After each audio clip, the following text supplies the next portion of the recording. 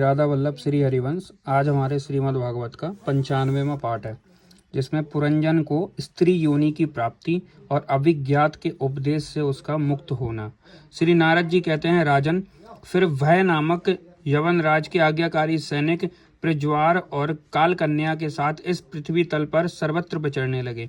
एक बार उन्होंने बड़े बेग से बूढ़े सांप से सुरक्षित और संसार की सब प्रकार की सुख सामग्री से संपन्न पुरंजनपुरी को घेर लिया। तब जिसके चंगुल में फंसकर पुरुष शीघ्र ही निस्सार हो जाता है, वह काल कन्या बलात्कार से उस पुरी की प्रजा को भोगने लगी। उस समय वे यवन की काल कन्या के द्वारा भोगी जाती हुई उस पुरी की में चारों ओर से भिन्न भिन्न द्वारों से घुसकर उसका विध्वंस करने लगे। पुरी के इस प्रकार पीड़ित किए जाने पर उसके स्वामित्व का अभिमान रखने वाले तथा ममताग्रस्त बहुकुटुंबी राजा पुरंजन को भी नाना प्रकार के क्लेश सताने लगे। काल कन्या के आलिंगन करने से उसकी सारी श्री नष्ट हो गई और तथा अत्यंत विषयासक्त होने के कारण वह बहुत दीन हो गया। उसकी विवेक शक्ति नष्ट हो गई। गंधर्व और यवनों ने बलात्कार से उसका सारा ऐश्वर्य लूट लिया। उसने देखा कि सारा नगर नष्ट भ्रष्ट हो गया है।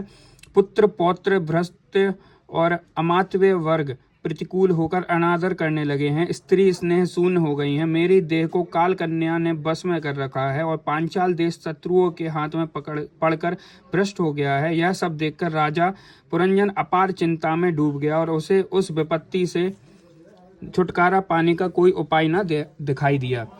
काल कन्या ने जिन्हें निस्सार कर दिया था, उन्हीं भोगों की लालसा से वह दीन था। अपनी पारलौकिक की गति और बंधुओं ने स्नेह से वंचित रहकर उसका चित्त केवल स्त्री और पुत्र के लालन पालन में ही लगा हुआ था। ऐसी अवस्था में उनसे बिछुड़ने की इच्छा न होने पर भी उसे उस पुरी को छोड़ने के लिए बाध्य होना पड़ा, क्योंकि उसे गंधर्व और यवनों ने घेर रखा था तथा काल कन्या ने कुचल दिया था। इतने में ही यवनराज भय के बड़े भाई प्रज्वार ने अपने भाई का प्रिय करने के लिए उस पुरी में आग लगा दी। जब वह नगरी जलने लगी, तब पुरवासी सेवक वृंद, संतान वर्ग और कुटुंब की स्वामिनी के सहित कुटुंब वत्सल पुरंजन को बड़ा दुख हुआ। नगर को काल कन्या के हाथ में पड़ा देख उसकी रक्षा करने वाले सर्प को भी बड़ी पीड़ा हुई, क्योंकि उसके निवास स्थान पर भी यवनों ने अधिकार कर लिया था और प्रज्वार उस पर भी आक्रमण कर रहा था। जब उस नगर की रक्षा करने में वह सर्वथा असमर्थ हो गया, तब जिस प्रकार जलते हुए वृक्ष के कोटर में रहने वाला सर्प उससे निकल जाना चाहता है, उसी प्रकार उसने भी महान कष्ट से कांपते हुए वहां से भागने की इच्छा की। उसके अंग प्रत्यंग ढीले पड़ गए थे तथा गंधर्वों ने उसकी सारी शक्ति नष्ट कर दी थी। अंततः जब यवन शत्रुओं ने उसे जाते देखकर रोक दिया, तब वह बड़ी दुखी होकर रोने लगा। ग्रहासक्त पुरंजन देह गेह आदि में मेरेपन का भाव रखने से अत्यंत बुद्धिहीन हो गया था। स्त्री के प्रेम पास में फंसकर वह बहुत ही दीन हो गया था। अब जब इनके बिछुड़ने का समय उपस्थित हुआ, तब वह अपने पुत्र पौत्र पुत्र वधू दामाद नौकर और घर खजाना तथा अन्य जिन पदार्थों में उसकी ममता भर शेष थी, उसका भोग तो कभी का छूट गया था, उन सब के लिए इस प्रकार चिंता करने लगा। हाय, मेरी भार्या तो बहुत घर गृहस्थी वाली है तथा मैं परलोक को चला जाऊंगा, तब यह असहाय होकर किस प्रकार अपना निर्वाह करेगी। इसे इन बाल बच्चों की चिंता ही खा जाएगी। यह मेरे भोजन किए बिना भोजन नहीं करती थी और स्नान किए बिना स्नान नहीं करती थी। सदा मेरी ही सेवा में तत्पर रहती थी। मैं कभी रूठा जाता था तो यह भी भयभीत हो जाती थी और छिड़कने लगता तो डर के मारे चुप रह जाती थी। मुझसे कोई भूल हो जाए तो यह मुझे सचेत कर देती थी। मुझ में इसका इतना अधिक स्नेह है कि यदि मैं कभी परदेश चला जाता तो यह विरह व्यथा से सूख कर कांटा हो जाती थी। यूं तो यह वीर माता है, तो भी मेरे पीछे क्या यह गृहस्थाश्रम का व्यवहार चला सकेगी? मेरे चले जाने पर एकमात्र मेरे ही सहारे रहने वाले ये पुत्र और पुत्री भी कैसे जीवन धारण करेंगे?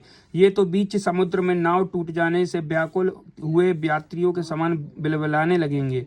फिर भी यज्ञवी ज्ञान दृष्टि से उसे शोक करना उचित न था। फिर भी अज्ञानवश राजा पुरंजन इस प्रकार दीन बुद्धि से अपने स्त्री पुत्र आदि के लिए शोकाकुल हो रहा था। इसी समय उसे पकड़ने के लिए वहां भयानक यवनराज आधमका। जब यवन लोग उसे पशु की समान बांधकर अपने स्थान ले चले, तब उसने अनुचर गण अत्यंत आतुर और शोकाकुल होकर उसके हाथ साथ हो लिए। यवनों द्वारा रोका हुआ सर्प भी उस पुरी को छोड़कर इन सबके साथ ही चल दिया। उसके जाते ही सारा नगर छिन्न भिन्न होकर अपने कारण में लीन हो गया। इस प्रकार महाबली यवनराज के बलपूर्वक खींचने पर भी राजा पुरंजन ने अज्ञानवश अपने हितैषी और पुराने मित्र अभिज्ञात का स्मरण नहीं किया। उस निर्दय राजा ने जिन यज्ञ पशुओं की बलि दी थी, वे उसकी दी हुई पीड़ा को याद करके उसे क्रोधपूर्वक कुठारों से काटने लगे। वह वर्षों तक विवेकहीन अवस्था में अपार अंधकार में पड़ा निरंतर कष्ट भोगता रहा। स्त्री की आसक्ति से उसकी यह दुर्गति हुई।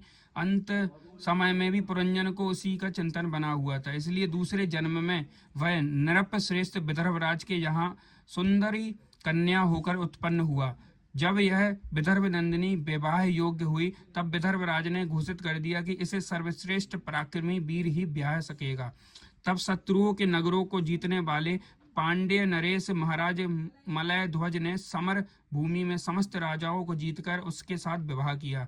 उससे महाराज मलय ध्वज ने एक श्याम लोचना कन्या और उसके छोटे 7 पुत्र उत्पन्न किए, जो आगे चलकर द्रविड़ देश के 7 राजा हुए। राजन फिर उनमें से प्रत्येक पुत्र के बहुत पुत्र उत्पन्न हुए, जिनके वंश घर इस पृथ्वी को मनवंतर के अंत तक तथा उसके बाद भी भोगेंगे। राजा मलय ध्वज की पहली पुत्री बड़ी वृद्धशीला थी। उसके साथ अगस्त्य ऋषि का विवाह हुआ। उनके दृढ़च्युत नामक पुत्र और दृढ़च्युत के इग्म विवाह हुआ। अंत में राजर्षि मलय ध्वज पृथ्वी को पुत्रों को बांटकर भगवान श्री कृष्ण की आराधना करने की इच्छा से मलय पर्वत पर चले गए। उस समय चंद्रिका जिस प्रकार चंद्रदेव का अनुसरण करती थी, उसी प्रकार मत्तलोचना वैदर्भी ने अपने घर, पुत्र और समस्त भोगों को तिलांजलि देव पांड्य नरेश का अनुगमन किया। वहां चंद्रवसा, ताम्रपर्णी, बटोदका नाम की 3 नदियां थीं। उनके पवित्र जल में स्नान करके वे प्रतिदिन अपने शरीर और अंतःकरण को निर्मल करते थे। वहां रहकर उन्होंने कंद बीज, मूल, फल, पुष्प, पत्ते, तृण और जल से ही निर्वाह किया करते हुए बड़ा कठोर तप किया। इससे धीरे धीरे उनका शरीर बहुत सूख गया। महाराज मलय ध्वज ने सर्वत्र समदृष्टि रखकर शीत, उष्ण, वर्षा, वायु, भूख, प्यास, प्रिय, अप्रिय, सुख, दुख आदि सभी द्वंद्वों को जीत लिया। तप और उपासना से वासनाओं को निर्मूल कर तथा यम नियमादि के द्वारा इंद्रिय, प्राण, मन को बस में करके वे आत्मा में ब्रह्म भावना करने लगे। इस प्रकार 100 दिव्य वर्षों तक स्थाणु के समान निश्चय भाव से एक ही स्थान बैठे रहे। भगवान वासुदेव में सुदृढ़ प्रेम हो जाने के कारण इतने समय तक उन्हें शरीर आदि का भी भान न